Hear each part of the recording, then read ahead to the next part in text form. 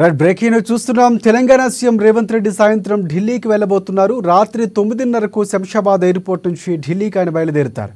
రేపు జరగనున్న Congress party working committee సమావేశంలో సీఎం రేవంత్ రెడ్డి పాల్గొననున్నారు. అనంతరం పార్టీ అధిష్టానంతో సమావేశమై కేబినెట్ విస్తరణపై చర్చించబోతున్నట్లు తెలుస్తోంది.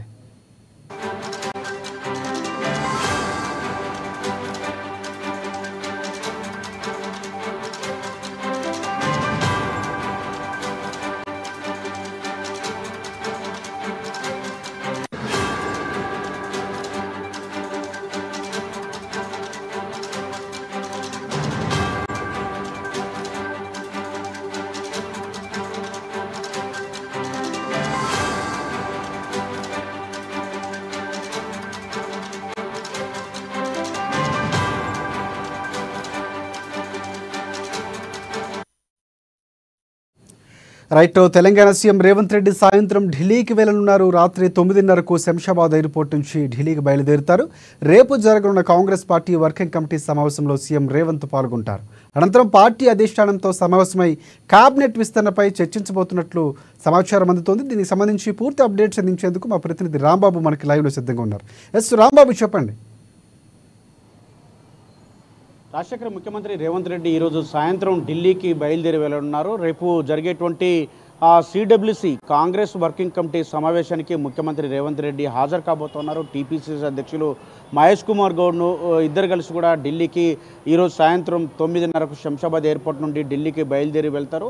రేపు జరిగేటువంటి ఈ యొక్క సమావేశంలో ప్రధానంగా ఇటు హర్యానా జమ్మూ కాశ్మీర్ ఎన్నికలు జరిగినాయి. దానికి సంబంధించి జమ్మూ కాశ్మీర్లో ఇటు నేషనల్ కాన్ఫరెన్స్తో కూటమి గట్టి గెలుపొందినా కానీ హర్యానాలో గెలుస్తామని చెప్పేసి ఇటు ఎగ్జిట్ పోల్ చెప్పాయి. అదేవిధంగా ధీమా వ్యక్తం చేసినటువంటి కాంగ్రెస్ పార్టీ కూడా చివరకు మొదటి రౌండ్లలో కూడా లీడ్ను వ్యక్తపరిచినా కానీ తర్వాత ఓడిపోవడం అనేది దానిపైన ఇప్పటికే ఈసీకి కూడా ఇటు కంప్లైంట్ చేసినటువంటి పరిస్థితి ఉన్నది. కాబట్టి ఈ యొక్క ఎన్నికలపైన కూడా సమీక్షించేటువంటి అవకాశం ఉంది. మరొక వైపు ఇటు మహారాష్ట్ర జార్ఖండ్కు సంబంధించి రెండు ఎన్నికలకు సంబంధించి కూడా ఇటు నోటిఫికేషన్ వచ్చినటువంటి నేపథ్యంలో ఈ యొక్క ఎన్నికల్లో అనుసరించాల్సినటువంటి వ్యూహాలు గెలుపుకు సంబంధించినటువంటి దానిపైన పొత్తులు ఎత్తులు వీటన్నిటిపైన కూడా చర్చించేటువంటి అవకాశం ఉంది. దాంతోపాటు పార్టీని పటిష్టపరిచేందుకు మరింతగా ఇటు భారతదేశ వ్యాప్తంగా అన్ని రాష్ట్రాల్లో పార్టీని బలం పెంచేందుకైతే తీసుకోవాల్సినటువంటి కార్యాచరణకు సంబంధించిన దానిపైన ఇటు ఏఐసిసి అధ్యక్షులు మల్లికార్జున ఖర్గే నేతృత్వంలో ఈ యొక్క సిడబ్ల్యూసి సమావేశం జరగబోతా ఉన్నది. ఇప్పటికే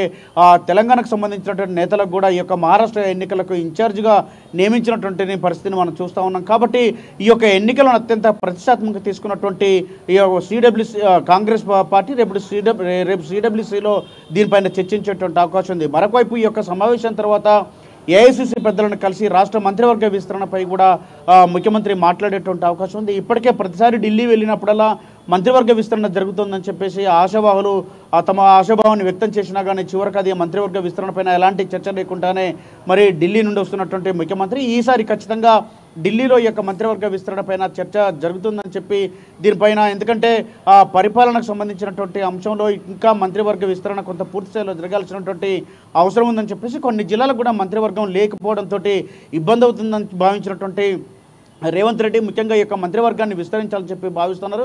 ఈ నేపథ్యంలో ఈ యొక్క మంత్రివర్గ విస్తరణకు సంబంధించినటువంటి అంశంపైన రేపు కేంద్ర కాంగ్రెస్ నాయకత్వంతో కూడా మాట్లాడేటువంటి అవకాశం ఉంది. ఆ తర్వాత మహేష్ కుమార్ గౌడ్ అదేవిధంగా ఇటు ఇతర నేతలు ఇటు ఏఐసిసి పెద్దలను కలిసిన తర్వాత కేంద్రంలో ఉన్నటువంటి కొంతమంది ఢిల్లీలో ఉన్నటువంటి కేంద్ర మంత్రులను కూడా కలిసేటువంటి అవకాశం ఉన్నట్టు సమాచారం ఉన్నది.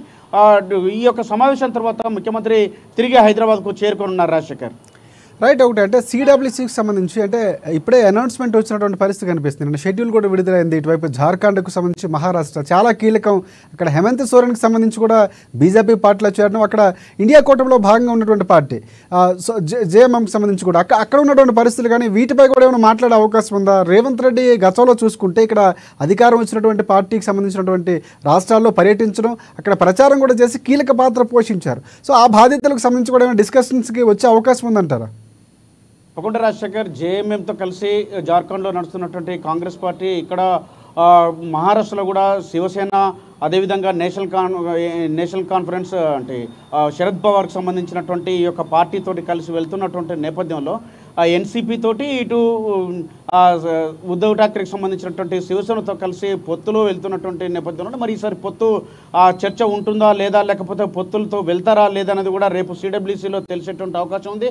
ఎందుకంటే మొన్ననే హర్యానాలో కూడా పొత్తు లేకుండా ఆమ్ ఆద్మీ పార్టీ తోటి పొత్తు లేకుండా వెళ్ళినందుకే తగిన మూల్యం చెల్లించుకున్నారని చెప్పేసి విపక్ష పార్టీలు కూడా పెద్ద ఎత్తున ఆరోపణలు చేసినటువంటి నేపథ్యంలో ఈసారి పొత్తుకు ఎక్కడ కూడా విఘాతం కలగొద్దని చెప్పేసి యాంటీ బీజేపీ ఓటును ఇక్కడ చీల్చకుండా ఉండేందుకు ప్రయత్నం చేయాలని చెప్పేసి కాంగ్రెస్ పార్టీ భావిస్తున్నది. ఈ నేపథ్యంలోనే ఇటు ఆ రెండు పార్టీలతో ఇప్పటికే ఉమ్మడి ఎన్నికల్లో కూడా అంటే పార్లమెంట్ ఎన్నికల్లో కూడా కలిసిపోయినటువంటి నేపథ్యంలో ఈసారి కూడా అలాగనే వెళ్ళి ఎన్నికల్లో గెలుపొందాలని చెప్పి మొన్న కూడా జరిగినటువంటి పార్లమెంట్ ఎన్నికల్లో 30కి పైగా స్థానాలు గెలిచినటువంటి నేపథ్యంలో ఇప్పుడు ఈ యొక్క పార్లమెంటు స్థానాల్లో గెలిచినటువంటి అసెంబ్లీలో అదేవిధంగా ఎక్కడైతే మన ఓడిపోయినటువంటి 17 పార్లమెంటు స్థానాలకు సంబంధించినటువంటి వాటన్నిటిలో కూడా అత్యధిక స్థానాలు గెలిచి ఈ యొక్క రాష్ట్రంలో మహారాష్ట్రలో ముఖ్యంగా ఇటు కూటమి ప్రభుత్వాన్ని నెలకొల్పాలని చెప్పేసి కాంగ్రెస్ పార్టీ భావిస్తున్నది. జార్ఖండ్లో కూడా జేఎంఎంతో కలిసి ప్రభుత్వాన్ని ఏర్పాటు చేయాలని చెప్పేసి ఇందుకు అవసరమైనటువంటి నాయకత్వాన్ని కూడా దేశవ్యాప్తంగా ఉన్నటువంటి ఇతర కాంగ్రెస్ నాయకులను ముఖ్యమంత్రులను కూడా ఈ ఎన్నికల ప్రచారంలో ఉపయోగించుకోవాలని చూస్తోంది. మొన్ననే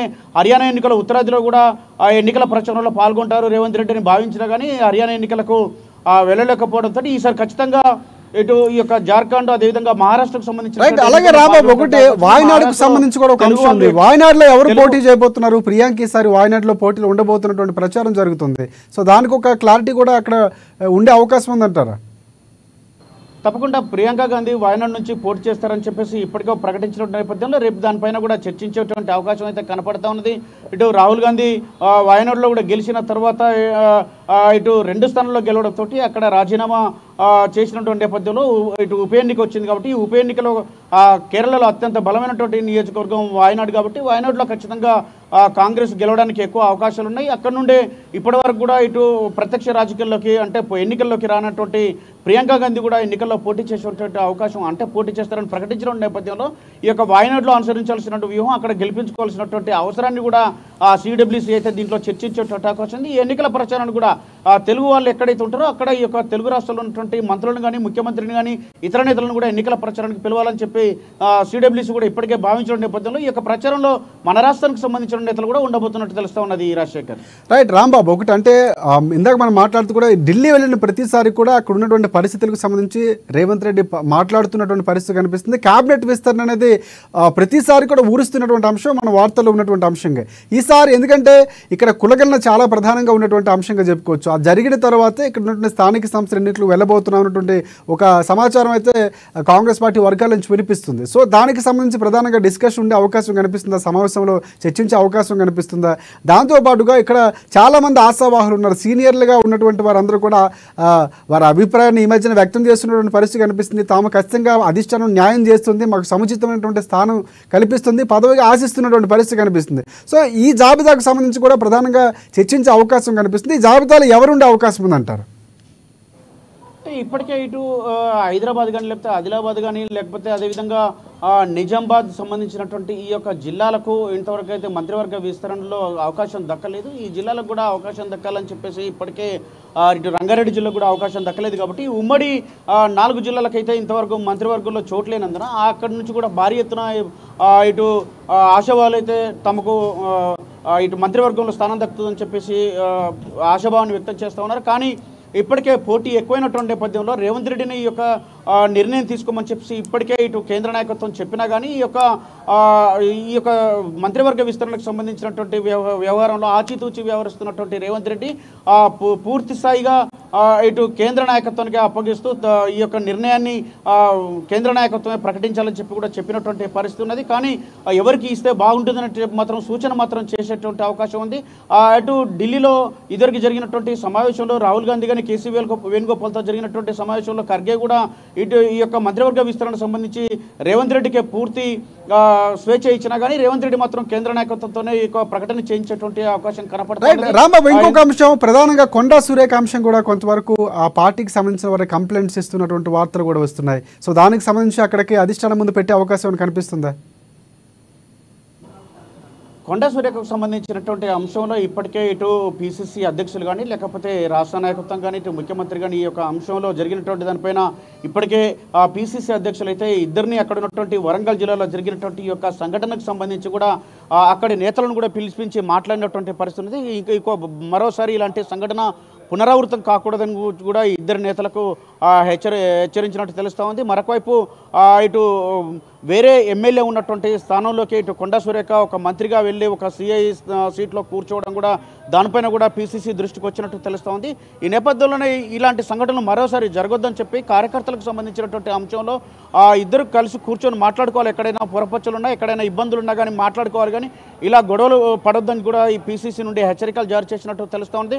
మరొక వైపు ఇటు మొన్న జరిగినటువంటి ఇటు కొండా సురేఖ పైన జరిగినటువంటి ట్రోలింగ్ విషయం కానీ లేకపోతే ఆ తర్వాత జరిగినటువంటి సంఘటనకు సంబంధించినటువంటి అంశంలో ఇప్పటికే ఇటు సీఎం కానీ లేకపోతే పిసిసి అధ్యక్షులు అంటే ముఖ్యంగా పిసిసి అధ్యక్షులు మహేష్ కుమార్ గౌడ్ కూడా ఒక వివరణ ఇవ్వడం జరిగింది. ఒక వీడియో విడుదల చేస్తూ ఇక్కడితోనే ఈ యొక్క ఫుల్ స్టాప్ పెట్టాలని కూడా చెప్పినటువంటి పరిస్థితి ఉంది. కాబట్టి కేంద్ర పార్టీ దృష్టికి కూడా ఈ యొక్క అంశం అయితే వెళ్ళినటువంటి నేపథ్యంలో ఇది అంత పెద్దగా ఇక్కడితోనే సమస్య పరిష్కారం అయింది కాబట్టి చర్చకు రాకపోవచ్చు. Rajasekhar, right, thanks for updates Rambabu. మొత్తానికి ఢిల్లీ టూర్కి సంబంధించి చాలా ఆశావాహులుగా ఉన్నటువంటి పరిస్థితి కనిపిస్తుంది. క్యాబినెట్ విస్తరణ ప్రధానంగా ముందు నుంచి ఊరుస్తున్నటువంటి అంశం, ఎవరికి అందులో చోటు దక్కబోతుంది అన్నటువంటి కొంతవరకు ఎదురు చూస్తున్నటువంటి పరిస్థితి కనిపిస్తుంది. ఇక ప్రధానంగా రాబోతున్న ఎన్నికలకు సంబంధించి మొన్న జరిగినటువంటి జమ్మూ కాశ్మీర్ కానీ హర్యానాలో వచ్చిన రిజల్ట్స్ని బ్యారేజ్ వేసుకోవడం, కాంగ్రెస్ పార్టీ ఎలా వ్యూహాత్మకంగా వెళ్ళాలన్నటువంటి అభిప్రాయాలు కూడా ప్రధానంగా సిడబ్ల్యూసీ సమావేశంలో నిర్వహించబోతున్నారు. తర్వాత తెలంగాణకు సంబంధించి ముఖ్యమంత్రి రేవంత్ రెడ్డి ప్రధానంగా అక్కడ సమావేశం అవబోతున్నారు. ఏ అంశాలు ప్రధానంగా రాబోతున్నాయి, కేంద్ర మంత్రులు కలబోతున్నారు, ఇవన్నీ కూడా అప్డేట్స్